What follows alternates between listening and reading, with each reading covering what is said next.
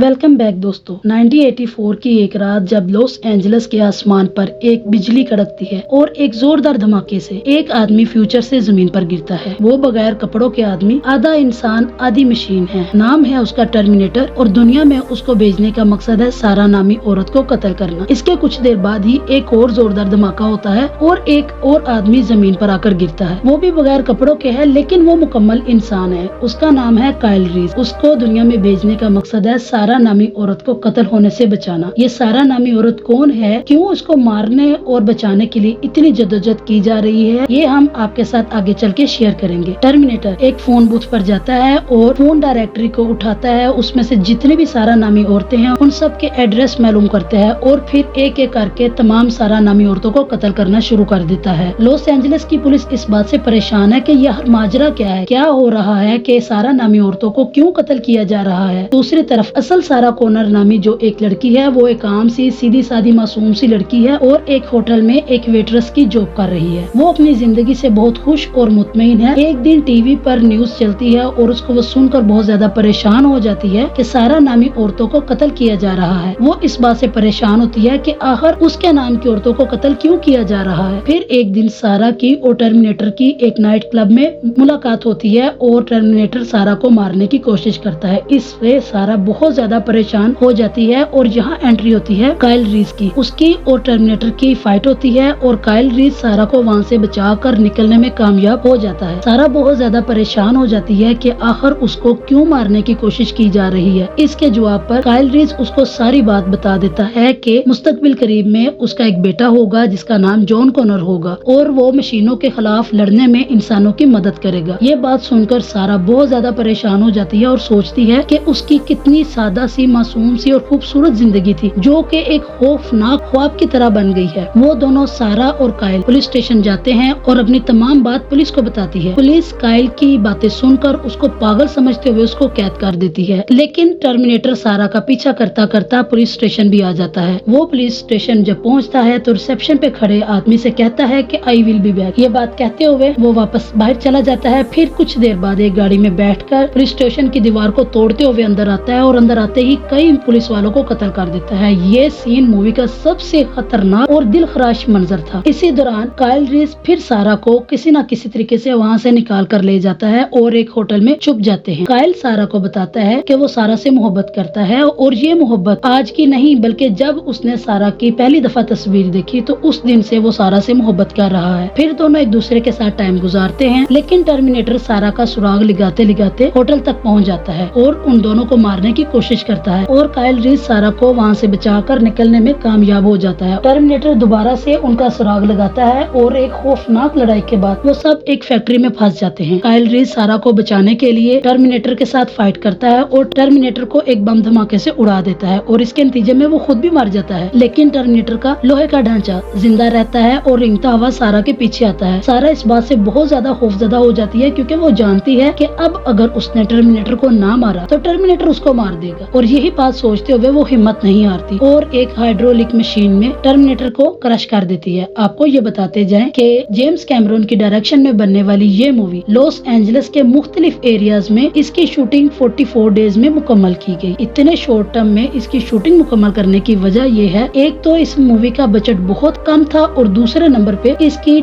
Movie की team के पास सरकार की तरफ से शूटिंग का परमिट नहीं था। मतलब जहाँ पर आपको मुनासिब लगा वहीं पर कैमरा उठाओ, एक्टर को ले जाओ और शूटिंग करना शुरू कर दो। यही वजह है कि 44 डेज में इसकी शूटिंग मुकम्मल की गई और ज्यादातर सीन लॉस एंजलिस में रात के वक्त गुरिल्ला स्टाइल फाइट के लिए फिल्माए गए। यही वजह है कि 44 डेज में इस मूवी की शूटिंग मुकम्मल की गई। 26 अक्टूबर 1984 को रिलीज होने वाली इस मूवी में आर्नल्ड श्वार्ज़नेगर का रोल पहले सिल्वेस्टर स्टालोन और मेल गिब्सन को ऑफर किया गया, लेकिन उन दोनों ने इस मूवी के लिए इनकार कर दिया। जेम्स कैमरून ने आर्नल्ड श्वार्ज़नेगर के लिए पहले काइल रीज का रोल चुना हुआ था, लेकिन जिस वक्त उन्होंने आर्नल्ड श्वार्ज़नेगर के साथ मुलाकात की, उनकी बॉडी लैंग्वेज, उनका बात करने का स्टाइल, ये सब देखते हुए उन्होंने कहा कि मशीन का रोल आर्नल्ड से बेहतर तो कोई कर ही नहीं सकता और इस बात को आर्नल्ड श्वार्ज़नेगर ने साबित भी किया। इस मूवी में काम करने के लिए आर्नल्ड श्वार्ज़नेगर ने $75,000 चार्ज किए। $6.4 मिलियन में बनने वाली इस मूवी ने $78.3 मिलियन